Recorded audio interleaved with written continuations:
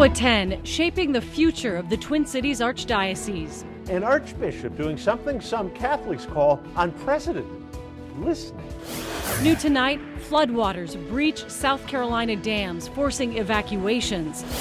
He said, will we get there before 5 hours? And I said, I think we will. And a finish line photo that had two men sacrificing their best time to help a fellow marathoner.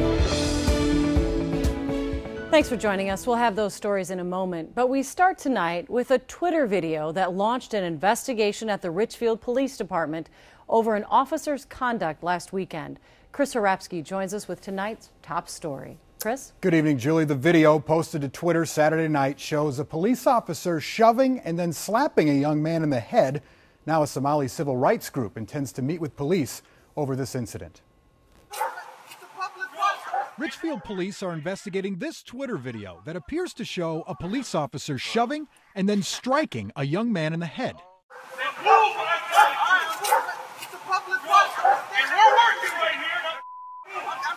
It's unclear what is said just before the officer swings at the man.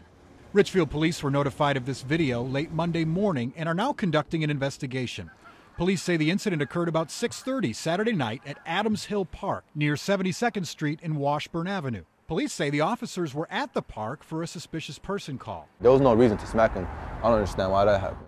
Mohammed Hayir recorded the video from his car. He says he and his friend Kamal had just been pulled over by police and received reckless driving tickets. He says his friend had just parked the car and was walking back through the park when the video was recorded. I think they just abusing it. I mean, they abusing their power. Like, they can't just go around smacking kids for no reason. It was a disturbing video. Omar Jamal, the chief executive of the Somali Human Rights Commission, said he spoke with the family of the man in the video. He says he has a meeting scheduled with the chief of Richfield Police Tuesday morning to discuss the incident. In this particular case, we believe that the police crossed the line and then look into more what can be done to make sure that it will never happen again. Now, Richfield Police declined to go on camera today, but offered this statement, which reads, quote, "The department will conduct a thorough investigation into this matter and will be transparent throughout the process. Information will be released when it becomes available." So we'll continue to follow this story. All right. Thanks so much, Chris. Yeah. Well, President Obama will meet with the families of victims of last week's mass shooting at a community college. The White House says the president will visit Roseburg, Oregon on Friday. Also today, investigators say the 26-year-old gunman ranted about not having a girlfriend in his manifesto left for authorities. The shooter killed 9 people at Umpqua Community College before killing himself. The school reopened to staff today. Classes will resume next week. A Brooklyn Park man now faces a total of 6 charges in connection with the shooting of a cab driver last month. Prosecutors say cameras showed 21-year-old Anthony Ford cutting off the taxi near the Hennepin Avenue Bridge before shooting the driver. Ford is also accused of firing at a woman in a McDonald's drive-thru that same night. In St. Paul and Minneapolis Archdiocese is getting out in the community as it looks to move past the fallout of a priest sex abuse scandal. The church says it wants its members to help shape its future, and that begins with a new archbishop. Boyd Huppert is live in Anoka, where a listening session took place tonight. Boyd? Julie, no timeline has been set for the appointment of the new archbishop, but the man who was selected to fill the position temporarily surprised some Catholics with a simple premise. You talk, I'll listen. The promise of an open microphone. I see this as a unique opportunity. That's why Pauline Cahalan was here extra early. I want a seat at the table. An open mic and an interim archbishop who's declared it time to listen. The diocese has a trust factor problem, as far as I'm concerned. The gathering at St. Stephen's Catholic Church in Anoka is the second of 9 listening sessions scheduled over the next month in an archdiocese plagued by sex scandal, bankruptcy, and the resignation of its previous spiritual leader. I came here because I'm a convert to the Catholic Church, and it's been pretty difficult over the last 10 years. No recording devices allowed, but after the first session, we asked what message the interim archbishop Bernard Hebda heard. I think certainly the importance of restoring trust. I think certainly the importance of bringing healing Transparency was something that we heard a great deal. Hebda is specifically asking what qualities local Catholics want in their new archbishop, opinions he's promised to deliver to those advising Pope Francis on the next appointment. To just have another white person who only speaks English is not appropriate anymore. He needs to be open to the gay community. He needs to be open to people who have been subject to, who have had abortions. He needs to know the faith and love the faith and be a good leader. One prayer already answered. Holy Spirit. Someone in charge who's listening. Hope springs eternal. We all have to believe in that. Well, the Archbishop heard many opinions tonight. He said he'll be looking for consensus in the report that he sends to the people who are advising Pope Francis. One woman asked the Archbishop if Pope Francis is even aware of the needs here. The Archbishop responded that when an Archbishop and an auxiliary bishop resign on the same day, that's something that Pope Francis will remember. Well, certainly a refreshing change for sure happening in the Archdiocese tonight. Different tone. Thank Absolutely. you, Boyd. Well, the search for a missing Monticello man will resume tomorrow in Otsego. Hundreds turned out today to aid in the search between the Holiday Inn and the Mississippi River. 23-year-old Joe Brunn attended a wedding reception there Friday night and was expected to spend the night at the hotel. He left his truck in the parking lot, so one theory is that he decided to walk home. His home was about 10 miles away. If you know of a home next to you that's old and no one's in there and it's vacant, please, please open the door and check if my son is in there, because you would never want to go to sleep. This is a mother's worst nightmare. The Wright County Sheriff's Department said the last signal from Joe Brunn's cell phone came from the Otsego area Friday night at 11. The family is offering a $10,000 reward and has set up a Help Find Joe Brunn page on Facebook. Minneapolis fire investigators are still trying to determine what sparked a weekend fire that killed 3 young children. Family supporters say Tanisha Stewart recently moved into the rental home with her 3 children, Latorius, Latora, and Latoriana. The youngest would have turned 2 on Wednesday. Fire officials believe the family was using the oven to heat the home Saturday night and that something caught fire. Some question the safety of the rental house. Some of the windows were boarded up from what I was told when she moved in. And so we like to know what happened. We like to know the condition of this house. Inspection records show the landlord brought the house up to code in February. A memorial service is planned for the 3 children Wednesday at 6 p.m. at the Spiritual Church of God. Well, this tragedy comes as the country begins observance of Fire Prevention Week. The St. Paul Fire Marshal says now is the time to make sure you have working smoke detectors and carbon monoxide alarms. Both should be tested monthly. Batteries should be replaced every year. This is also a good time to talk to your family about a fire escape plan. When you do get out of the home, where are you going to meet? We've had occasions where people have died where dad thinks the child's still in the home. He goes back in the home to rescue the child who had gotten out and was at the neighbor's house. A majority of building fires are caused by careless cooking. Zachard recommends using stovetop fire stop. It hangs above your stove, and when lit, it releases dry powder like a fire extinguisher. Well, President Obama has signed off on a declaration which orders federal aid to help South Carolina deal with historic flooding. The help comes as people evacuated several neighborhoods tonight after 2 dams burst east of downtown Columbia. And as NBC's David Wagner reports, the disaster has already claimed the lives of at least 12 people. From bad to worse in Columbia, South Carolina. After 2 feet of rain, dam breaches flooding already hard-hit areas. We got to get people downstream evacuated. Because if this dam goes, the 50,000 people are going to be washed away. Not everyone is heeding the warnings.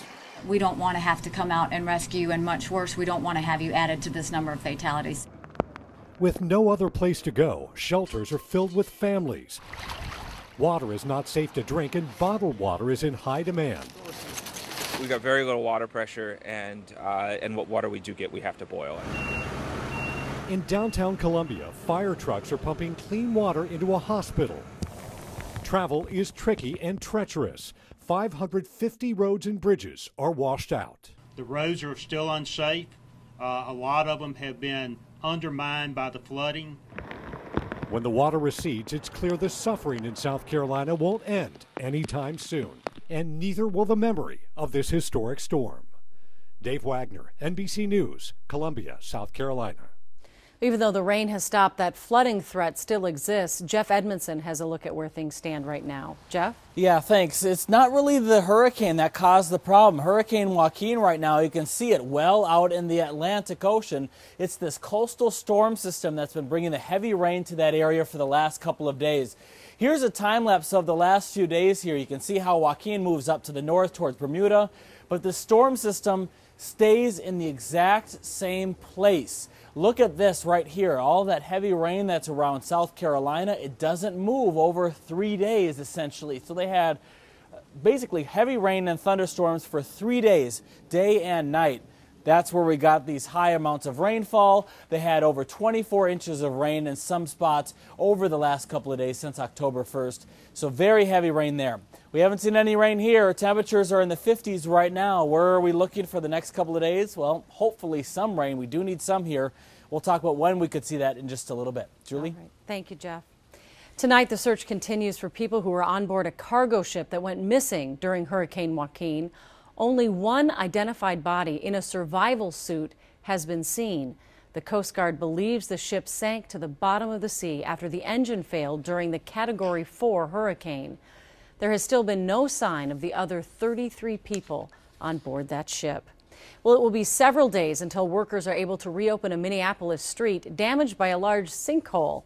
Yesterday, a water main on 8th Street Southeast broke, creating the sinkhole. A city spokesman says the iron pipe likely just deteriorated. The sinkhole was large enough to take a car and damage a sewer drain. The water main is fixed. The city says it will take until this Friday, however, to fix the road. Still ahead at 10, a selfless act caught on camera at the Twin Cities Marathon. Tonight, we meet the man who needed help crossing the finish line and one of the runners who lent a hand. Plus, you asked and they delivered. McDonald's prepares to launch breakfast for lunch and dinner too. The little bar in the tiny town in western Wisconsin. You make this look easy. Where championships are born. Tuesday at 10 in the land of 10,000 stories.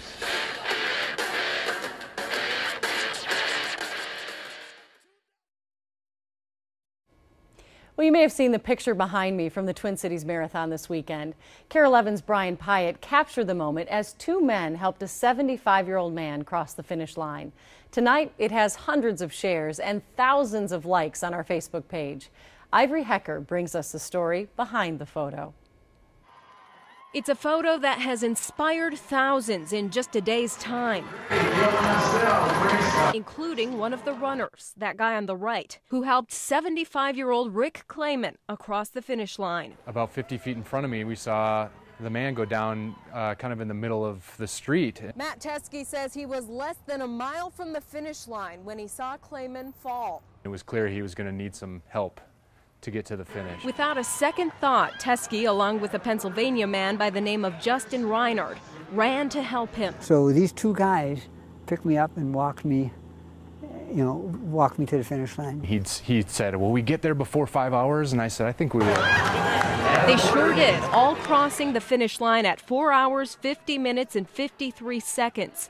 All three perfect strangers, but all three sharing a common bond. There's a little bit of a camaraderie as you're running on marathon day, and especially when you get to that 24 and 25 mile point. The acts of kindness that I have received blows my mind. Turns out Clayman has been running and coaching runners for more than 50 years. He says at 75, he's completed 38 marathons. He's left with a bruised hip after his fall yesterday, but x-rays today showed nothing is broken. So Clayman is back at the track. We'll go around reverse about three slow laps. And back to coaching today, albeit using a walker. While the bruises will heal, he's leaving a lasting impact on those who ran with him. He could have had us put him on the side and had the medics help him, but he was adamant about getting to the finish line, which I thought was pretty cool. In St. Paul, Ivory Hecker, KARE 11 News. Rick says he hopes to be off the walker in a week because he has 2 more races this year and he needs to start training. For more amazing images from the finish line, make sure to check out our photo gallery of the race. KARE 11's Ben Garvin shows us 100 ways people brought it home. Fabulous pictures. Just go to KARE11.com to see all of them. And congrats to all those runners. Quite an accomplishment. Yeah, big accomplishment there for that gentleman. And one thing, Julie, you know, I'm thinking of the weekend. I know it's Monday night, but we're all already thinking about the weekend. I'm thinking about the weekend, and it looks like this upcoming weekend could be pretty nice again. Looks gorgeous. It's been looking nice so far. The fall colors almost peaking across the Twin Cities, and especially up north. That's where they have been peaking. But now we do have to look for some rain, though, and that's what I've been waiting for. When is it going to rain? You can see that rain total right there. 0 for today. No rain in the last couple of days. No rain so far this month. I know we're only a few days into this month, but we do have some rain to talk about. We haven't seen any measurable rain in the Twin Cities since the 24th of September, so it's been a little while, but we do have some coming, and it looks like that'll arrive likely by the middle of this week, so for Wednesday. But for now, we're looking at dry conditions, mostly cloudy skies tonight. There may be a sprinkle tonight, but that's not going to be significant enough to really add to anything what I'm kind of wanting to see happen overnight. But one thing to kind of keep in mind for tonight, that there may be a stray sprinkle across Minnesota. I'll show you that model in just a second. 54 degrees right now. We're all in the 50s across the state, a couple of 40s near Eau Claire. We're essentially surrounded by rainfall here in the Midwest. There's some rain off to our north right now in Ontario that just moved down in Manitoba. We have rain down to the south in Missouri. There's rain also down to our southwest as you look towards Colorado and even Vegas right now. They have rain in the desert there, which is unusual, but there's a storm system there. And then there's these 2 bigger storm systems. We have Joaquin in the Atlantic and also that big coastal storm system that's been bringing that heavy rainfall for South Carolina. So all of these storm systems are surrounding us right now. They're all pretty big and impressive storm systems. So with that in mind, across North America, you really can't add any more to the mix. There's enough energy going on across the continent to prevent anything big from happening in our area. So we're kind of stuck right now. There's a front moving over us tonight. Usually that would create a nice amount of lift. We'd get some rain, but it doesn't look all too likely that we'll see the rain from it. There's just not enough moisture and there's not enough energy happening with this front that's moving by. Here's a layer of clouds right here overnight. You can see there's a few light showers and sprinkles that try to pop up tomorrow morning. So the time frame would be from 5 a.m. to maybe about 8 a.m. tomorrow. We could have a few sprinkles or light showers. That's about it. After that, I don't really see any big chances for rain for our Tuesday. Tomorrow's looking like it'll be pretty dry. We'll have mostly cloudy skies during the first half of the day and then sunshine likely towards the end of the day. Wednesday morning looking dry, but by Wednesday night, ooh, that looks good. So we do have some rain that's trying to come in for Wednesday.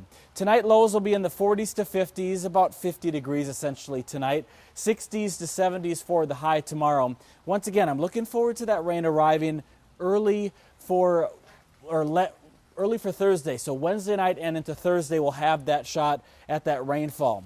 By Friday things start to dry out and then we'll have highs in the 60s on Friday. 70s return for the weekend. Saturday and Sunday 70 and 75 degrees would be really nice, especially with that sunshine. So that's what I'm looking at right now, long range, but short term, hoping for that rain by Thursday. Julie? All right, that weekend looks fabulous. Thank you, Jeff. Coming up in sports, the Lynx take some time off during the WNBA Finals for a good cause. And the Wolves are back in action for a scrimmage at Target Center. Perk is next.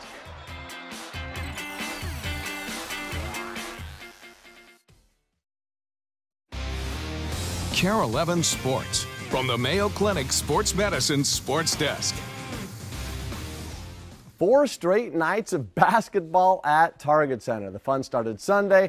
Tonight, a Wolves scrimmage. Kevin Garnett getting things cranked up. Here to the guy half his age, Tyus Jones knocking it down. More KG running the point, apparently, to Zach LaVine, who gets the pretty jumper to fall. Other end of the floor now, Karl Anthony Towns, the rookie in action. If at first you don't succeed kind of thing. Woo! Preseason game number 1 comes on Wednesday at Target Center. Watch Andrew Wiggins here. They'll take on Oklahoma City Thunder on Wednesday. You know, we got to play together, play as a team, and as a coach, you don't really care who shoots the ball as long as we get a good shot in. You know, you saw that tonight. The guys were moving the ball pretty well on both teams and did some good things. And we got some things to continue to clean up, but it's still training camp and we're still learning. And you know, we got to continue to grow and get better. All right, earlier in the day at Target Center, the Minnesota Lynx hit the floor, helping out some area youth. Dozens of kids from a local Spanish immersion school learning from the best. The Lynx will be a lot more businesslike tomorrow when the Indiana Fever once again pay a visit. Minnesota trailing the best of 5, 1-0. This home court that we have here at the Target Center has been wonderful and amazing, and just so appreciative to be able to play in an arena and in a city that appreciates us so much. So we're looking forward to having another home game tomorrow night, and hopefully giving the fans something more to cheer about. And while some NFL teams are in dire straits after the first 4 games, like the Miami Dolphins, who fired their head coach today, others, like the Vikings, are just okay.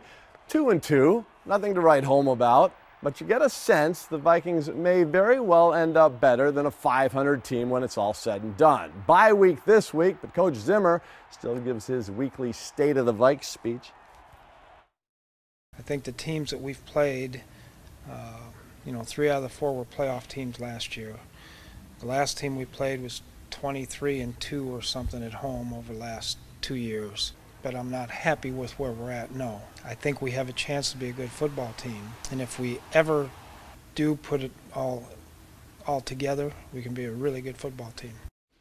Finally, I want to share this with you. This came in an email to me from Maple River High School Athletic Director Jeff Annis. A Hail Mary answered as the Eagles beat Mare Lutheran at the buzzer, winning their big homecoming game. But the best part might be play-by-play man Brett Sindler. There's the Hail Mary to the end zone. It goes. And he catches the ball. Touchdown. Noah Greenfield catches the ball in the end zone in between 2 Crusaders. And the Maple River Eagles will win their homecoming game 23-21. There it is. Well, I'm told that Brett, the play-by-play man, is also a dad of one of the players on the team. So there you go. Congratulations, by the way, to Noah Greenfield, who caught that ball. It was also his 18th birthday. That's sports. KARE 11 News back after this. Before we go, there is a Twitter hashtag getting a ton of attention tonight for an event many of us thought would never happen. And we probably thought about it a lot. All-day breakfast launches at McDonald's tomorrow. That means you can have an Egg McMuffin, a sausage burrito, or hotcakes any hour of the day. The news has fans tweeting with anticipation and excitement using hashtag all-day-breakfast in the final countdown to the big day. How do we feel about this? I'm weird when it comes to McDonald's breakfast. I always do jelly on my Egg McMuffin. I think I'm one of the few. We're so shocked that you would have an odd choice. Well, hotcakes are always a solid choice. There you go. Oh, nice props, Nice. Jim Worthing. Woo!